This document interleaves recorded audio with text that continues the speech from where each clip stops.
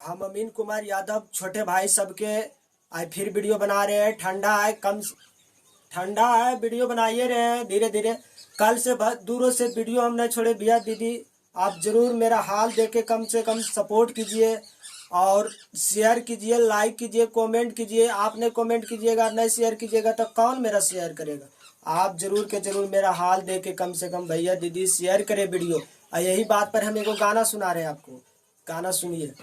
चेहरा चमकता खिलता ओठवा पर मुस्कान गे, चेहरा चमकता खिलता ओठवा पर मुस्कान गे।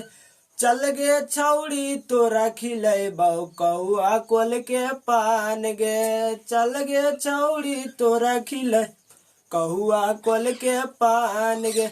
देश विदेश जेकर बनो है बखान गे, देश विदेश जेकर बनो है बखान गे। चल गे छौड़ी तोरा खिलेबौ रानी बाजार के पान गे, चल गे छौड़ी तोरा खिलेबौ रानी बाजार के पान गे। देखिए मेरा गाना कैसा लगा भैया, तो लाइक कमेंट शेयर जरूर कीजिएगा और मेरा हाल देख के कम से कम शेयर कर दीजिएगा, जरूर शेयर करिए और कमेंट में जरूर बताइएगा भैया। आपसे वर्ल्ड के नमस्कार।